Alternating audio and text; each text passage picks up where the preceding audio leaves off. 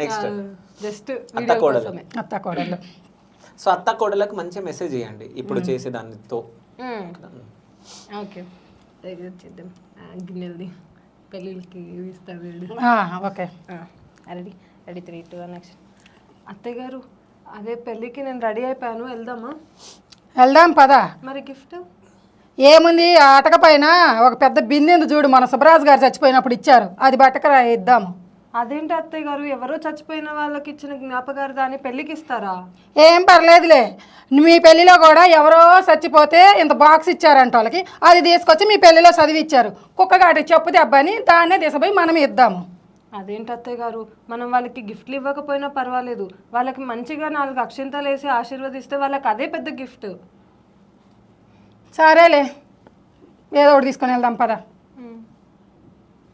Super. అసలు కాదు, content మొత్తం నువ్వే రాస్తావా? అంటే బేసిక్గా ఈ అంటే అత్త కోడలు దానికి మా చుట్టుపక్కల జరిగే వాటిని కంటెంట్ గా చేసుకొని, ఇది రియల్ అన్నమాట. ఇప్పుడు మేము చేసింది రియల్ గా జరిగింది, దాన్ని కంటెంట్. ఎక్కడ జరిగింది? మీ ఇంటి దగ్గర? మా చుట్టాలలో కర్ణాటకలో విజయవాడలో మా అక్క కూతురు పెళ్ళి. కాదు, వాళ్ళు ఫోన్ చేసి అడగట్లేదా? వాళ్ళే చెప్పారు ఇది. అంటే వాళ్ళు చెప్తేనే మాకు తెలిసింది. ఒక అక్క చెప్పింది అనమాట, జయ ఇట్లా అమ్మాయి పెళ్లికి వచ్చి ఇలా ఎవరికో చనిపోతే పెళ్లిలో అది చదివిచ్చారే అని.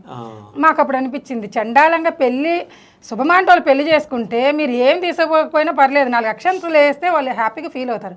చచ్చిపోయిన వాళ్ళకి జ్ఞాపకార్థంగా ఇచ్చింది మీరు పెళ్లిలో గిఫ్ట్గా ఇంతే, ఎంత దరిద్రం అది. మాకు అది నచ్చలేదు, అందుకని మేము దాన్ని కంటెంట్గా ఎవరు చెయ్యొద్దు ఇలా అని చెప్పేసి తను అంటుంది కదా, వాళ్ళు ఏదో బుద్ధి లేని పని చేశారని మనం కూడా అలా చేస్తే ఎలా అని. సో ఎవరో ఉంటారు అలా, కానీ అలా చెయ్యొద్దు అని చెప్పాము.